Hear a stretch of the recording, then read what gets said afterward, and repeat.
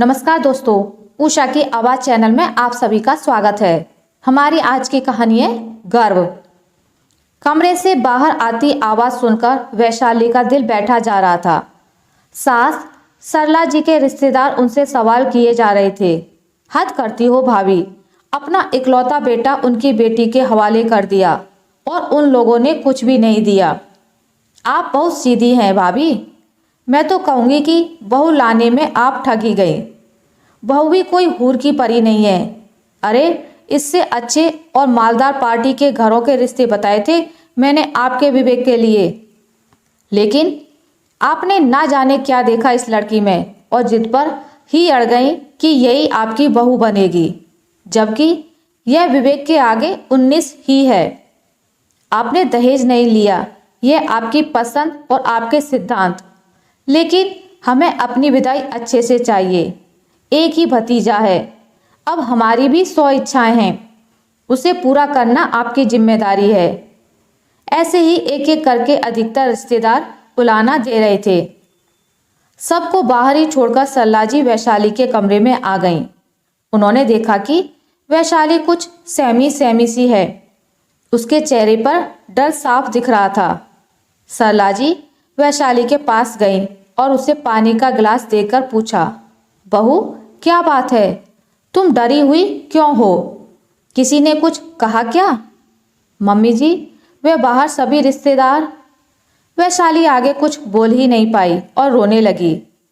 तुम उन लोगों की चिंता मत करो, उनसे कैसे और किस स्तर पर हैंडल करना है वह मेरा काम है। सरला जी की बहू के चेहरे पर यह डर और मायूसी अच्छी नहीं लगती। अभी तुम्हारी मुंह दिखाई की रस्म होने वाली है।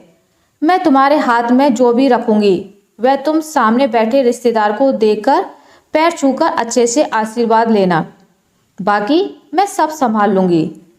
थोड़ी देर बाद मुंह दिखाई की रस्म शुरू हुई और एक एक करके रिश्तेदार आते, वैशाली का घूंघट उठाकर मुंह देखते और सरला जी उनके नाम का पैकेट उन्हें देने के लिए वैशाली को पकड़ा देती और सरला जी सबसे यही कहती, काकी बहू को आशीर्वाद देने में कंजूसी मत करना, मेरे घर की महालक्ष्मी है। सदा खुश रहने और परिवार में घुल जाने का ही आशीर्वाद देना। क्यों सरला, खुद दहेज लेने में तूने बहुत कंजूसी दिखाई और हमसे आशीर्वाद भर भर कर मांग रही हो, एक महिला ने कहा। तो सभी सरला जी पर हंसने लगे। जैसे मैंने अपनी बेटी की परवरिश की, वैशाली के पापा ने भी की और शायद हमसे कहीं बेहतर की उन्होंने। इस विश्वास के साथ अपनी नाजों से पली बेटी मेरे बेटे के सुपुर्द की, उच्च शिक्षा और संस्कार दिए ताकि अपने ससुराल में प्यार और समर्पण से सबका दिल जीत ले।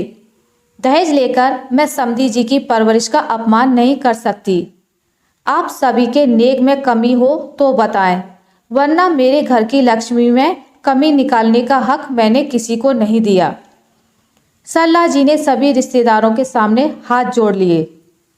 वैशाली अपनी सासू माँ जी की बात सुनकर गर्व से भर उठी। अब उसके चेहरे पर कोई डर नहीं था। उसे विश्वास हो गया कि उसके पिता ने उसके लिए सही घर और वर चुना है।